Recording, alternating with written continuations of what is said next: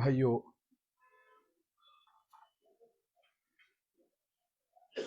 آپ دینی مضامین میں سے کچھ نہ کچھ ہر جمعہ کو یہاں سماعت فرماتے ہیں۔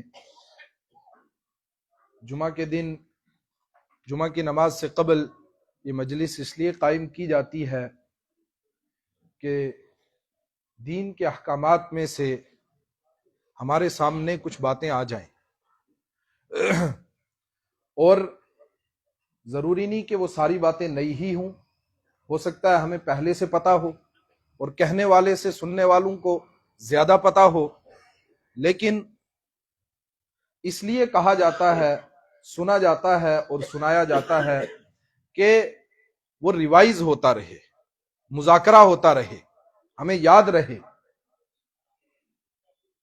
بالکل یہ مقصد نہیں ہوتا ہے کہ کہنے والا اب کامل ہو گیا ہے، کہنے والے کو ساری منزلیں حاصل ہو گئی ہیں، وہ اب انتہا پر پہنچ گیا ہے، وہ اب معصوم ہو گیا ہے، اس کو اب کسی چیز کی ضرورت نہیں رہی ہے، اب وہ دوسروں کو بول رہا ہے۔ ایسا بالکل بھی نہیں ہے۔ صرف اس لیے کہا جاتا ہے، سنایا جاتا ہے کہ کم سے کم کہنے والا ان چیزوں پر کھڑا ہو جائے۔ اور بسا اوقات ایسا ہوتا ہے، آپ حضرات پڑھے لکھے لوگ ہیں، آپ نے پڑھا بھی ہوگا کہ لا آف موشنز میں سے ایک لا یہ بھی ہے کہ action and reaction are equal and opposite to each other. جتنی زور سے بندہ بال پھینکے گا دیوار پر، اتنی زور سے وہ واپس اس کی طرف آئے گی۔ کہنے والا جتنا زیادہ کہے گا انشاءاللہ اس کو عمل نصیب ہوگا، کم سے کم اس کو تو نصیب ہوگا، اور اگر اس کو بھی نصیب نہیں ہو رہا تو پھر کہنا اور سننا اور سنانا سب اللہ نہ کرے بیکار ہو جائے گا۔ اس لیے ہم یہ نیت لے کر کے بیٹھیں کہ انشاءاللہ جو دین کی بات کہی جائے گی ہم اس کو سنیں گے، اس کو سمجھیں گے، اور وہ قرآن و حدیث کی روشنی میں درست ہے تو اس پر انشاءاللہ عمل پیرا ہونے کے لیے کمر بستہ رہیں گے۔ اللہ مجھے بھی عمل کی توفیق نصیب فرمائے، آپ کو بھی عمل کی توفیق نصیب فرمائے۔ میں نے آیت پڑھی آپ حضرات کے سامنے، اللہ نے فرمایا الا ان اولیاء اللہ لا خوف علیہم ولا هم يحزنون۔ لوگو، اللہ کے ولی وہ ہیں جن کو کوئی خوف نہیں، کوئی ڈر نہیں۔ لا خوف علیہم ولا هم يحزنون، وہ ایسے ہیں جن کو کوئی ڈر نہیں ہوتا، کوئی خوف نہیں ہوتا، اور ان کو کوئی دلی غم نہیں ہوتا، یعنی وہ ڈپریسڈ نہیں ہوتے، وہ ذہنی تناؤ کا شکار نہیں ہوتے، وہ اندر سے مطمئن ہوتے ہیں، دل ان کا سکون کے اندر ہوتا ہے۔ اس کو کہتے ہیں اللہ کا ولی۔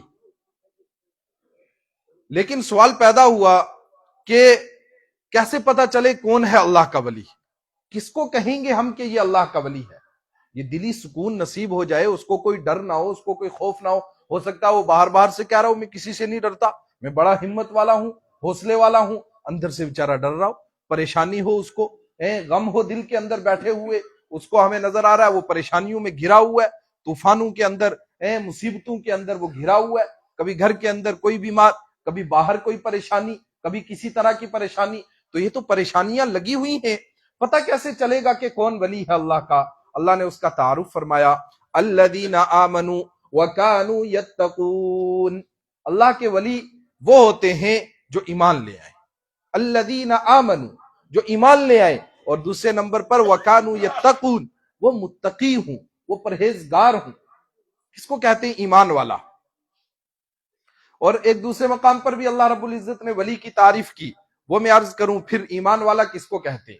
اللہ نے فرمایا ان الذین آمنوا والذین ہادوا والصابئین والنصارى من آمن منهم بالله واليوم الآخر وعمل صالحا فلهم اجرهم عند ربهم ولا خوف عليهم ولا هم يحزنون۔ یہ ہیں اللہ کے ولی۔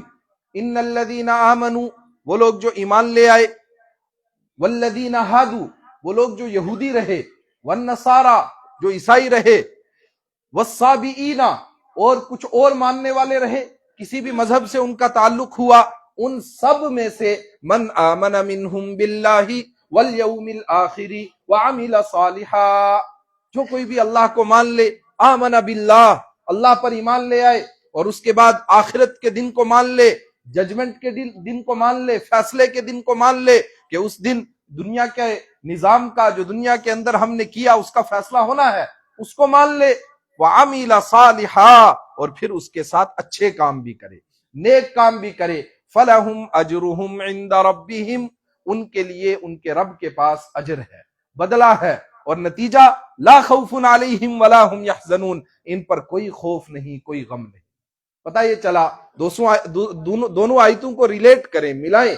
وہاں کہا تھا الا ان اولیاء اللہ لا خوف علیہم ولا هم يحزنون، اللہ کے ولیوں کو کوئی خوف نہیں، کوئی غم نہیں۔ اور یہاں کہا جو ایمان لے آئے وہ کسی بھی کمیونٹی سے ہو، کسی بھی برادری سے ہو، اس لیے کہ ہم یہ نہیں کہتے ہیں کہ جو مسلمانوں کے گھر میں پیدا ہو وہی اللہ کا مقرب ہوتا ہے، جو مسلمانوں کے گھر میں پیدا ہو وہی نجات پا سکتا ہے۔ اور قرآن پاک، حبیب کبریا صلی اللہ علیہ وسلم، یہ دو بھی صرف مسلمانوں کی چیزیں نہیں ہیں، آپ صلی اللہ علیہ وسلم تو ساری انسانیت کے لیے نبی بنا کر بھیجے گئے، قرآن پاک تو ساری انسانیت کی ہدایت کے لیے اتاری گئی۔ یا ایھا الناس قد جاءتکم موعظۃ من ربکم، ساری دنیا کے انسانوں کو اللہ نے مخاطب کر کے فرمایا یہ قرآن قد جاءتکم بینۃ من ربکم، قد جاءتکم موعظۃ من ربکم، یہ رب کی طرف سے جو نصیحت نامہ آیا ہے یہ صرف ماننے والوں کے لیے نہیں ہے۔ ماننے والے تو تب بنے جب انہوں نے قرآن کی دعوت کو دیکھا، اس کو پڑھا، اس کو سمجھا۔ یہ ساری انسانیت کے لیے ہے، یہ مسلمانوں کی صرف کتاب نہیں ہے، یہ ساری انسانیت کی کتاب ہے۔ جب ساری انسانیت کی کتاب ہے تو فرمایا من آمن منہم باللہ، جو بھی کوئی پوری دنیا کے انسانوں میں سے جو بھی کوئی مسلمان ہو جائے، یعنی ایمان لے آئے، اللہ نے جن احکامات پر عمل کا کہا ان کو مان لے، ان کے مطابق زندگی گزارنے کا عزم کر لے۔ اور اگر وہ عزم نہیں کرتا ہے تو پھر وہ چاہے مسلمانوں کے گھر میں بھی پیدا ہو، وہ بھی گویا نامراد ہے، وہ بھی کامیاب ہونے والا نہیں ہے۔ دوسری آیت میں نے سنائی نا، من اعرض عن ذکری فإن له معیشۃ ضنکا ونحشره یوم القیامۃ اعمی، جو کوئی میری یاد سے منہ موڑے گا، میری گائیڈ لائنز سے منہ موڑے گا، میرے قرآن کو نہیں پڑھے گا، فإن له معیشۃ ضنکا، اس کے لیے تنگی والی زندگی ہے، ونحشره یوم القیامۃ اعمی، قیامت کے دن ہم اس کو اندھا اٹھائیں گے۔ تو یہاں کوئی ایک اسپیسیفک ایک طبقے کو نہیں کہا گیا، ان کے لیے کہا کوئی بھی جو ایسے کام کرے گا وہ قیامت کے دن اندھا اٹھے گا، وہ چاہے ایمان والوں کے گھر میں پیدا ہو یا کسی بھی گھر میں پیدا ہو۔ لیکن دوسری جگہ وہیں جو کوئی بھی بندہ من آمن باللہ، جو اللہ پر ایمان لے آئے گا، والیوم الآخر، آخرت کے دن پر ایمان لے آئے گا، ساتھ میں عمل صالحا، نیک کام بھی کرے گا، تو پھر نتیجہ کیا نکلے گا؟ فلا خوف علیہم ولا هم يحزنون، یہ ہیں وہ بندے جن کو کوئی خوف نہیں، کوئی غم نہیں، ان کو گویا یہ اللہ کے ولی بن گئے۔ دونوں آیتوں کو جب ہم نے جوڑا تو نتیجہ کیا نکلا؟ یہ ہیں اللہ کے ولی جو اللہ پر ایمان لاتے ہیں، آخرت کے دن کو مانتے ہیں، پھر نیک کام کرتے ہیں، اچھے کام کرتے ہیں۔ اب میرے ایمانی بھائیو، دل پہ ہاتھ رکھیں، ہم اپنے دل سے پوچھیں۔ اللہ کے حبیب نے فرمایا فاستفتی بنفسک، اپنے دل سے آپ پوچھئے گا دل آپ کا کیا کہتا ہے، بشرطے کہ وہ دل زندہ ہو، وہ مرا ہوا نہ ہو۔ کہا اپنے دل سے پوچھو۔ ایک بندہ باہر ریڑی لگاتا ہے، باہر دکان چلاتا ہے یا کوئی بھی کام کرتا ہے، وہ دن بھر محنت کرتا ہے، مزدوری کرتا ہے، وہ لگن کے ساتھ کام کرتا ہے، اپنا کماتا ہے، شام کو گھر لے کر کے حلال کمائی جاتا ہے، اور وہ اللہ کے حقوق بھی ادا کرتا ہے، بندوں کے حقوق بھی ادا کرتا ہے۔ کوئی صاحب کہیں یہ اللہ کا ولی ہے، اللہ کا ولی ہے، یہ ماننے کے لیے لوگ تیار ہی نہیں ہوتے، 2-4% لوگ مان بھی نہیں شاید، لیکن سارے لوگ ماننے کے لیے یہ کیسا اللہ کا ولی، یہ تو ٹماٹر بیچ رہا ہے دن بھر، اس کو کون اللہ کا ولی کہے گا؟ لیکن اگر اعلان ہو جائے وہ اوپر پہاڑی کے اوپر ایک بندہ بیٹھا ہوا ہے اور ننگا دڑنگا، اس کو کوئی لینا دینا نہیں ہے، نہ کپڑے ہیں اس کے، نہ گھڑی ہے، نہ کچھ ہے، نہ نماز ہے، نہ روزہ ہے، کچھ بھی نہیں ہے اس کا، سب دوڑ کر کے جائیں گے، کہیں گے یہ اللہ کا ولی، یہ پکا ولی ہے۔ اور ہم سنتے رہتے ہیں، کہتے ہیں آدھا ننگا آدھا ولی، پورا ننگا پورا ہی ولی۔ اللہ حفاظت فرمائے۔ قرآن نے تعارف کروایا، میں کوئی اپنی بات نہیں کہہ رہا ہوں، قرآن کہہ رہا ہے براہ راست۔ قرآن کی آیتیں آپ پڑھ کر کے دیکھیں نا، کا ترجمے تک تو ٹھیک ہے، تفسیر سے ڈر لگتا ہے، تفسیر نہیں ہم کرتے، ترجمہ دیکھیں۔ قرآن کہہ رہا ہے ان الذین آمنوا والذین ہادوا والنصارى والصابئین، کسی بھی کمیونٹی کا ہو، شرط ہے من آمن منہم باللہ والیوم الآخر، جو کوئی اللہ کو مان لے گا، آخرت کے دن کو مان لے گا۔ دوسری شرط ہے وعمل صالحا، اور نیک کام بھی کرے گا۔ ایمان لے آئے وہ اللہ پر. کیا مطلب ہے ایمان لانے کا؟ ایاک نعبد و ایاک نستعین، اے اللہ ہم تیری ہی عبادت کرتے ہیں، تجھ سے مدد مانگتے ہیں، تجھے ہم مان لیتے ہیں. اللہم مالک الملکی تؤتی الملک من تشاء، ہم یہ اقرار کرتے ہیں اللہ تو ہی بادشاہیوں کا بادشاہ ہے، سب سے بڑا بادشاہ تو ہے. تؤتی الملک من تشاء، جس کو تو چاہتا ہے عزتیں نصیب کرتا ہے. تنزع الملک ممن تشاء، جس سے چاہتا ہے عزتیں لے لیتا ہے، اور جس کو چاہتا ہے روزی کے انبار دے دیتا ہے، جس کو چاہتا ہے بہت ناپ تول کر کے روزی دیتا ہے. یخلق ما یشاء، جس کو چاہتا ہے پیدا کرتا ہے. یختار ما یشاء، جس کو چاہتا ہے پسند کرتا ہے. یہب لمن یشاء اناثا، قرآن کہہ رہا ہے براہ راست ڈائریکٹ بات کر رہا ہے کہ یہ ہے اللہ کی شان، جس کو چاہتا ہے وہ نرینہ اولاد عطا کرتا ہے، جس کو چاہتا ہے وہ بیٹیاں نصیب کرتا ہے، جس کو چاہتا ہے یزوجہم ذکرانا و اناثا، جس کو چاہتا ہے بیٹے بھی دیتا ہے بیٹیاں بھی دیتا ہے. یجعل من یشاء عقیما، جس کو چاہتا ہے بانج رکھتا ہے، پھر وہ بانج رکھے تو پوری دنیا میں سے کہیں سے پھر مل ہی نہیں سکتا ہے. یہ ہے اللہ کی شان، یہ ہے ایمان کا مطلب. انسان اللہ کو اپنا رب مان لے. ان الذین قالوا ربنا اللہ ثم استقاموا، انسان کہے رب ہمارا اللہ ہے، رب ہمارا اللہ ہے، روزی دینے والا اللہ ہے، کائنات کا نظام چلانے والا اللہ ہے.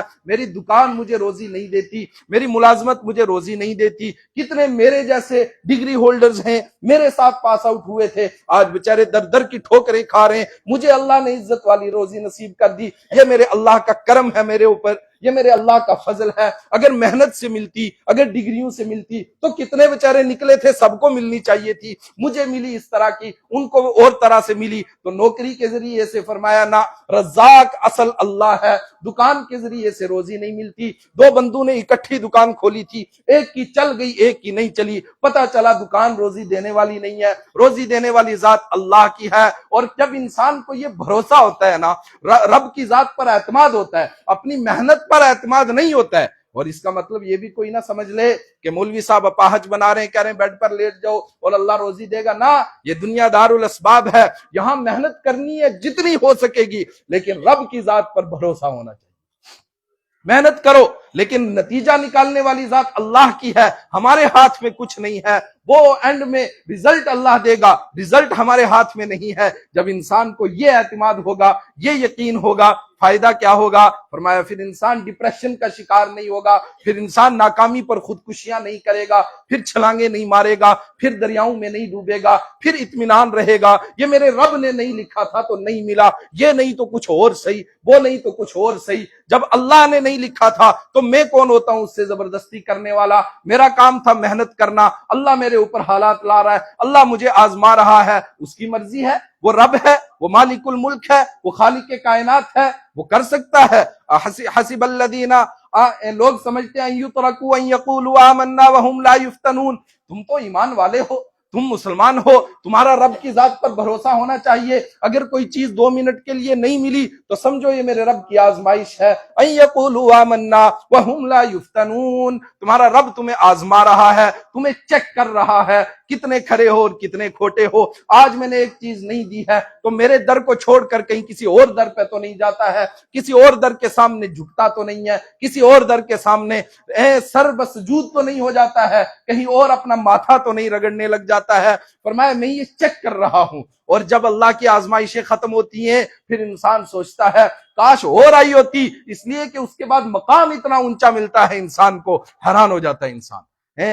طوفان کر رہا تھا میرے عزم کا طواف، میرے عزم کا، میرے حوصلے کا، میری ہمت کا. طوفان طواف کر رہا تھا، چکر لگا رہا تھا. طواف کس کا کرتے ہیں؟ خانہ کعبہ کا طواف کیا جاتا ہے. وہ بہت معظم ہے، بہت متبرک ہے، بہت اونچا ہے. وہ ایک ایمان والے کی شان بہت اونچی ہے. اللہ جو حالات لاتا ہے، وہ طوفان، وہ اس کے گرد اس کا چکر کاٹ رہا ہے، اس کا گویا کہ طواف کر رہا ہے. لیکن دنیا سمجھ رہی تھی کشتی بھنور میں ہے، بعد طواف کر لیا. دنیا نے اعتراف، کشتی ڈوبی نہ تھی، غلطی نظر میں ہے.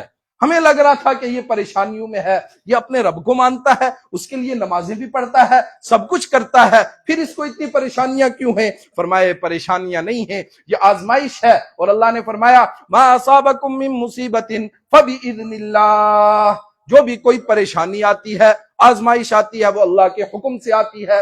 لیکن پڑھے لکھے لوگ ہیں، آپ کے ذہن میں ہوگی دوسری آیت بھی، ما اصابکم من مصیبت فبما کسبت ایدیکم ویعفو عن کثیر، جو بھی کوئی پریشانی انسان کو آتی ہے فبما کسبت ایدیکم، اس کے گناہوں کا نتیجہ وہ ہوتی ہے۔ تو دونوں آیتوں کو کیسے ہم جوڑیں؟ یہ تو ایک طرح سے اپوزٹ ہو گئی، بالکل مخالف نظر آ رہی ہے۔ ایک جگہ اللہ کہہ رہا ہے کہ میری فبإذن اللہ، میرے حکم سے آتی ہیں آزمائشیں، یہاں اللہ کہہ رہا ہے تمہارے گناہوں کا نتیجہ ہے۔ اور مفسرین نے فرمایا کہ اس کا مطلب یہ ہے کہ جب انسان کے دل کے اندر اطمینان کے جذبات ہوں، دل اندر سے سرشار ہو، دل اندر سے مطمئن ہو، تو سمجھ لو کہ یہ پریشانیاں، آزمائشیں انسان کا رتبہ بڑھانے کے لیے آئی ہیں۔ لیکن اگر انسان بے چین، ہائے میں مر گیا، میں لٹ گیا، میں ختم ہو گیا، اب بنے گا کیا؟ فَبِمَا كَسَبَتْ أَيْدِيكُمْ، یہ تمہارے ہاتھوں کا وبال ہے، یہ نتیجہ ہے۔ ہر بندہ اس ترازو پر اپنے آپ کو تول سکتا ہے کہ جو میرے اوپر آزمائش آ رہی ہے، جو پریشانی آ رہی ہے، یہ میرے گناہوں کا نتیجہ ہے یا پھر میرے مقام اور مرتبے کو اونچا کرنے کے لیے ہے۔ اس لیے کہ حبیب کبریا صلی اللہ علیہ وسلم کا فرمان ہے، آپ نے فرمایا ایک انسان کا مقام اور مرتبہ اللہ کے ہاں بہت اونچا نہیں ہوتا ہے، وہ نیک اعمال کر رہا ہے، وہ اچھے کاموں میں لگا ہوا ہے، اور ابھی عرض کروں گا کہ اچھے کام کہتے کس کو ہیں؟ ہر بندہ سمجھتا ہے کہ میں تو اچھا کام کر رہا ہوں، میں تو بہتر کام کر رہا ہوں، کہتے کس کو ہیں؟ اس کے لیے کیا کرائیٹیریا دیا ہے ہمیں شریعت نے؟ لیکن انسان سوچتا ہے کہ سب اچھے کام ہیں، ہم تو اچھے ہی کام کر رہے ہیں۔ فرمایا کیسے پتا چلے گا؟ نہیں، ایک بندہ اچھے کاموں میں لگا ہوا ہے، اب اس کا مقام اور مرتبہ اتنا اونچا نہیں ہے، اللہ رب العزت کوئی آزمائش دے دیتے ہیں، کوئی پریشانی دے دیتے ہیں، پھر اس کی وجہ سے اس کا مقام بہت بلند ہو جاتا ہے۔ یہ انسان کے مقام کو اونچا کرنے کے لیے آتی ہیں۔ حبیب کبریا صلی اللہ علیہ وسلم کا فرمان، ایمان والے کے پیر کے اندر اگر کانٹا بھی چبھ جائے اور اس کے اوپر وہ صبر کرے، فرمایا اس پر بھی اس کو اجر ملے گا۔ اجر سے خالی نہیں ہے، لیکن مسئلہ یہ ہے کہ اس پر صبر کرے، اس کو سمجھے یہ میرے رب کی طرف سے ہے، اس کے اوپر مطمئن رہے، اطمینان قلب اس کو نصیب ہو جائے۔ لیکن کیسے نصیب ہوگا اطمینان قلب؟ من اعرض عن ذکری فإن له معیشۃ ضنکا، انسان اللہ کی یاد سے منہ ہی موڑ لیتا ہے، اللہ کو یاد کرتا ہی نہیں ہے، اس طرف آتا ہی نہیں ہے، کیونکہ اطمینان قلب تو الا بذکر اللہ تطمئن القلوب، اللہ کی یاد میں ہی اطمینان ہے۔ اللہ کو یاد کرنے میں، اور یاد کرنے کا مطلب بندہ بیٹھ کر اللہ اللہ کرتا رہے صبح سے شام تک، وہ بھی ہے، لیکن پوری زندگی کو اس نقشے کے اندر ڈھال لے جو اللہ نے بتایا ہے، جو اللہ نے احکامات دیے۔ لوگ سمجھتے ہیں کہ ہم مسلمان ہو گئے، ہم اللہ کو ماننے والے ہو گئے، قرآن پاک پڑھیں، 5ویں پارے میں اللہ رب العزت فرما رہے ہیں فَلَا وَرَبِّكَ لَا يُؤْمِنُونَ حَتَّى يُحَكِّمُوكَ فِي مَا شَجَرَ بَيْنَهُمْ ثُمَّ لَا يَجِدُوا فِي أَنفُسِهِمْ حَرَجًا مِمَّا قَضَيْتَ وَيُسَلِّمُوا تَسْلِيمًا۔ اے حبیب کبریا صلی اللہ علیہ وسلم، آپ بتاؤ لوگوں کو، فَلَا وَرَبِّكَ، تیرے رب کی قسم، لَا يُؤْمِنُونَ، ابھی کہاں پکے ایمان والے ہوئے، حتی یحکموک فیما شجر بینہم، جب تک کہ حبیب کبریا صلی اللہ علیہ وسلم کے سامنے اپنے مسائل نہ پیش کر دیں، ان کے سامنے رکھیں، چیک کریں کہ یہ نیکی کا کام ہے یا نہیں ہے۔ اس طرح سے ہم زندگی گزار رہے ہیں، اس طرح سے ہماری بیاہ شادیاں ہو رہی ہیں، اس طرح سے ہمارا جینا اور مرنا ہے، یہ ہے دین کے مطابق یا نہیں ہے؟ یہ مطلب ہے الا بذکر اللہ تطمئن القلوب کا، کہ انسان پوری زندگی کو اللہ کے بتائے ہوئے احکامات کے مطابق گزارے۔ حبیب کبریا صلی اللہ علیہ وسلم نے جس طرح کر کے دکھایا اس طرح انسان کرے۔ بیاہ شادیوں کا موقع ہو، ہنسی خوشی کا موقع ہو، غم کا موقع ہو، مذاق کا موقع ہو، کسی کے ساتھ بات چیت کرنے کا موقع ہو، غم کا مراسے کا موقع ہو، گھر میں ڈیتھ ہو گئی، انتقال ہو گیا، وہ موقع ہو، یا پھر بیاہ شادی کا موقع ہو، بندہ دیکھے کہ شریعت کے مطابق میرا یہ عمل ہو رہا ہے کہ نہیں ہو رہا ہے۔ شریعت نے بتایا کہ بچے کا، لڑکے کا اگر نکاح ہو جائے تو اس وقت میں اس کے لیے ولیمہ ہے، اس کو نکاح کر کے اس کے بعد ولیمے کی دعوت دینی ہے، وہ اپنی استطاعت کے بقدر دے۔ آپ علیہ السلام نے ایک بڑا جانور بھی دیا، اور آپ صلی اللہ علیہ وسلم نے سارے صحابہ کو اکٹھا کیا ایک نکاح کے بعد، کہا جو تمہارے پاس ہے لے آؤ دسترخوان پر، اکٹھے ہو کر کے کھا لیں گے، یہی ولیمہ ہو گیا۔ جس کی جتنی استطاعت ہے، جس کی جتنی طاقت ہے، جس کو اللہ نے جتنا دیا ہے، اس اعتبار سے دے دے، اور پھر اس کی وجہ سے معاشرے کے اندر بڑا بننا اور چھوٹا سمجھنا کسی کو کا یہ کوئی کرائیٹیریا نہیں ہے۔ ان اکرمکم عند اللہ اتقاکم، اللہ کے نزدیک تو اس کا مقام ہے جو متقی ہے، جو پرہیزگار ہے، اور وہ تو مر کے ہی پتہ چلے گا۔ کوئی اپنے لیے نہیں کہہ سکتا میں بڑا نیک ہوں. لا تزکوا انفسکم هو اعلم بمن اتقى. خود کو نیک مت سمجھو, خود کو اچھا مت سمجھو. هو اعلم بمن اتقى. اللہ کو سب پتا ہے کون نیک ہے کون برا ہے. لوگ کہیں تو بڑی اچھی بات ہے. حبیب کبریا صلی اللہ علیہ وسلم نے دعا سکھائی, اللہم اے اللہ مجھے لوگوں کی نظر کے اندر بڑا بنا دے, لوگوں کی نظر میں اچھا بنا دے. وفی اعینی صغیرا, اور مجھے اپنی نظروں میں چھوٹا بنا دے.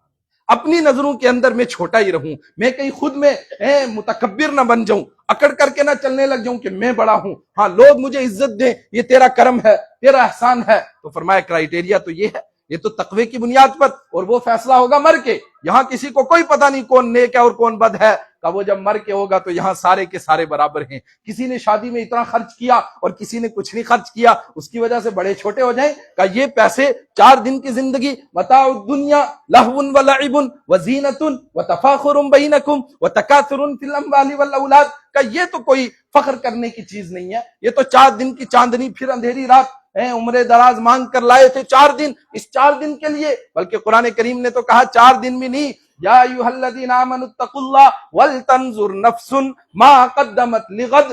لوگو اللہ سے ڈرو اور دیکھو تم نے کل کے لیے کیا کیا ہے. مطلب جتنی زندگی ہے ساری آج ہے, کل قیامت آنے والی ہے, یہ کل آئی بس, کتنا ہی وقت بچا ہے اس کے لیے دیکھو. 4 بھی نہیں, صرف 1 ہی دن ہے. کہ اس 1 دن کے لیے تم اس 1 دن کے اندر اپنی آخرت کو تباہ کر رہے ہو, اس 1 دن کی زندگی کے لیے اپنی آخرت کو برباد کر رہے ہو. لڑکے کے لیے یہ کہا, اور بیٹی کے لیے اللہ کے حبیب صلی اللہ علیہ وسلم کا فرمان, اس کے ذمے کوئی خرچہ ہے ہی نہیں ہے. لڑکی والوں کے ذمے کوئی خرچہ ہی نہیں ہے, نکاح میں سرے سے کوئی خرچہ نہیں ہے اس کے ذمے. تو پھر بندہ اتنی پریشانیوں کے اندر پڑا رہے, اتنی مصیبتوں کے اندر پڑا رہے. شام کے ایک بہت بڑے عالم, آپ نے بھی دیکھا ہوگا سوشل میڈیا کے اوپر, وہ تشریف لائے ہمارے پڑوس کے ملک میں. وہاں بات چلی, ایک صاحب نے دعا کے لیے کہا, شیخ عبد الفتاح ابو غدہ رحمت اللہ علیہ, غالباً انتقال ہو گیا.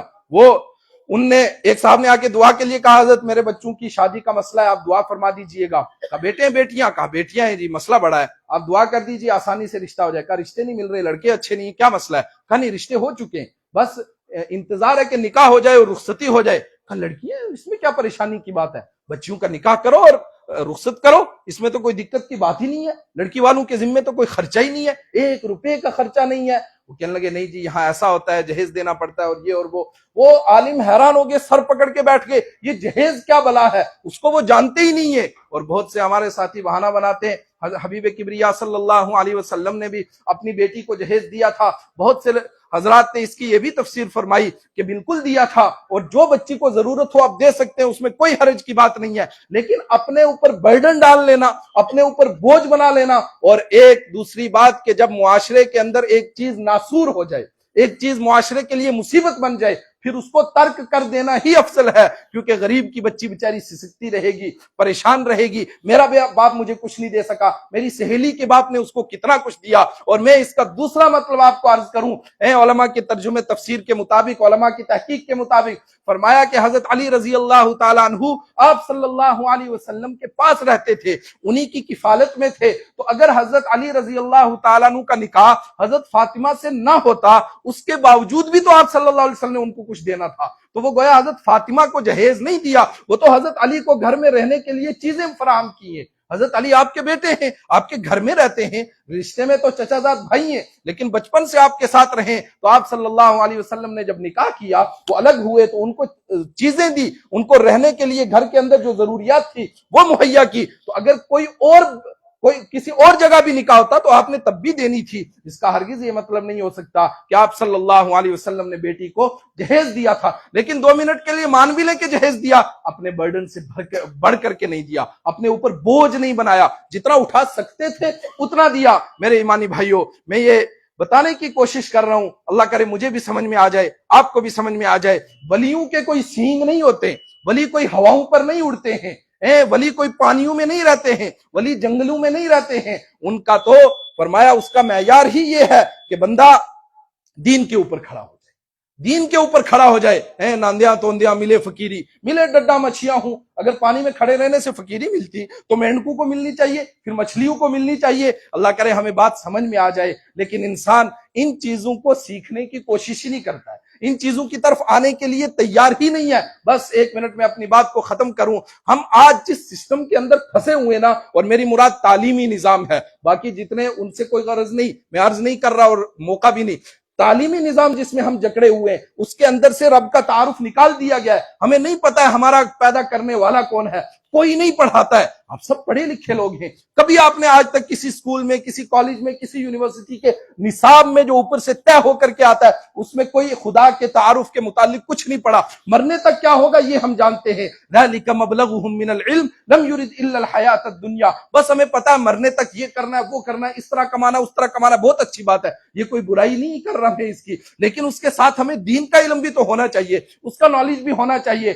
آپ پڑھیے گا مکالے منٹس کو، اور آپ حضرات نے پڑھا ہوگا 1835 2 فروری کو جب انڈیا کے اندر وہ آئے تھے، انہوں نے کہا تھا میں نے ایسٹ سے ویسٹ اور نارتھ سے ساؤتھ پوری انڈیا کا دورہ کیا، مجھے ایک بھی فقیر نہیں ملا، ایک بھی غریب نہیں ملا، اور ایک بھی بندہ بھکاری نہیں ملا، اور ایک بھی کوئی جیب کترا نہیں ملا، کوئی چور نہیں ملا۔ کیوں؟ اس لیے کہ انڈیا پورا کا پورا ہندوستان اس وقت کرپشن سے پاک تھا، وہ چور بازاری سے پاک تھا، ان کے پاس وہ نظام تعلیم تھا، اولڈ ایجوکیشن سسٹم تھا، جس کے اندر دین پڑھایا جاتا تھا، جس کے اندر مورل ویلیوز کو پڑھایا جاتا تھا، بتایا جاتا تھا کہ یہ انسانیت کا معیار ہے۔ آج ہمیں اس کو کوئی نہیں پڑھاتا۔ اللہ کرے ہمیں یہ باتیں سمجھ میں آ جائیں، ہم کم سے کم اپنی فکر کریں، اپنی اولاد کی فکر کریں کہ ان کو اس کے اوپر کھڑا کریں۔ اور میں گزارش کروں گا آپ ضرور پڑھیے گا اس کو، جن نے پڑھا ہوگا آپ سمجھتے ہوں گے کہ کس سوچ کے تحت پھر یہ ہمارے پاس مشنری اسکول سسٹم آیا۔ اور اس سے بڑھ کر افسوس کی بات یہ ہے کہ ہم لائنوں میں لگ کر بڑی بڑی سفارشیں کروا کر کے ان سکولز کے اندر اپنے بچوں کو ٹھونستے ہیں، اور اتنی چھوٹی سی عمر میں اتنا برڈن اس کے اوپر ڈال دیتے ہیں۔ ایک ہی اس کے ذہن کے اندر بات چل رہی ہے،